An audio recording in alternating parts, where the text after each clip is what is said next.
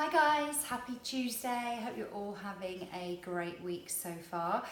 Just going to talk to you today about fitness gadgets, which weirdly I've just heard are in the news. So I had planned this chat before I heard that today, and they're debating whether or not fitness gadgets like the Fitbits and the step trackers are harmful to us rather than being helpful. And I think when you read stuff or hear stuff in the media, you have to be a little bit careful about what they're saying, because they do dramatise it slightly, and just think back to, what is it that we're trying to achieve. Now, the reason I want to talk about heart rate monitors and step trackers today is just because really they're there to help inspire and motivate you. Don't compare yourself to somebody else's stats if they put it on Facebook. Make sure that you just compare yourself and your stats today to yourself and your stats yesterday and last week.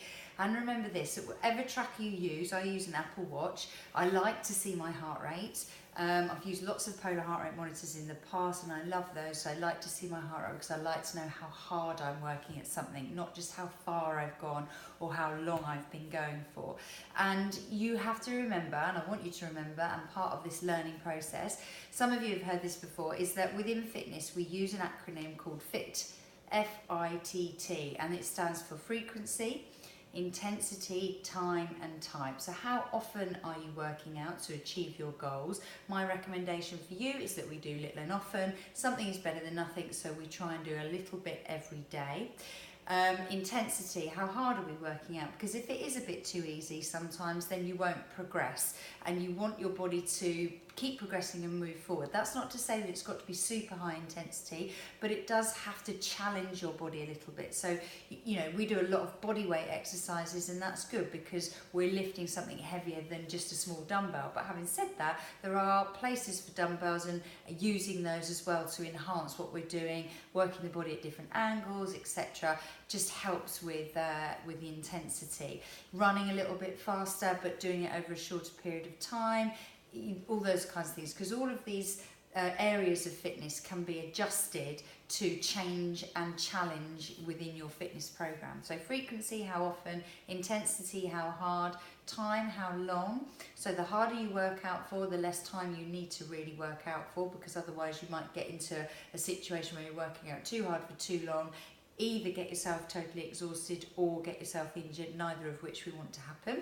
And then type of exercise, and that really comes down to what our goals are. So if your goal were to run a marathon or a half marathon, then you need to do some running within your fitness program.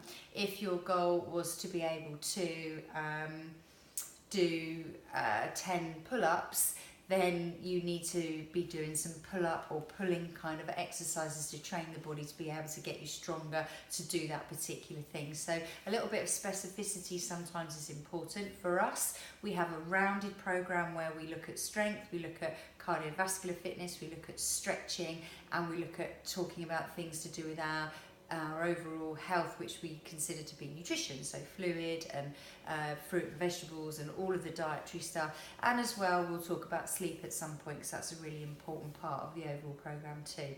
So coming back to fitness trackers, whichever one you use, they're great for motivation, great for inspiration. Go for it, use them, compare yourself to yourself, not yourself to others. Certainly don't compare one fitness tracker to another, because it will never be comparable.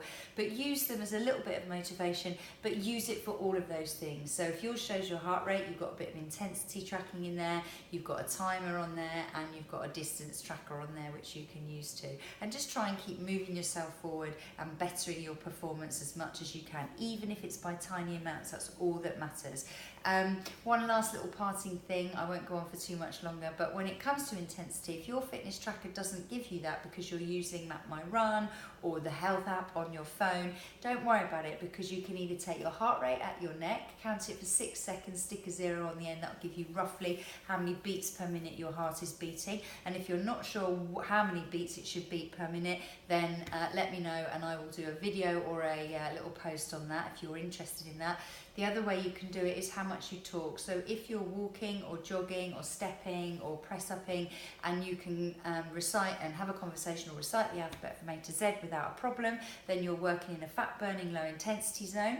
If you're finding it hard to recite the alphabet, or you can do it but there's a few gasps like that in between, or you need to pause or whatever, then you are working in your aerobic training zone. If you can barely talk at all, then you've gone right up into your anaerobic training threshold, which at the moment none of us really need to be getting towards. So keep yourself in the aerobic zone so you can talk, although it may not be easy all the time, or keep yourself down in that fat burning zone where it's a lot easier to talk. All of which is good, a little bit of it all. So some higher intensity, some lower intensity will give you that all-round picture of health and fitness that we're looking for the long term. That's it. So a bit of gadgets, a bit of information on how fitness programming should work. Any questions, then text me or pop it on Facebook and I will check it out and I will come back to you. Bye.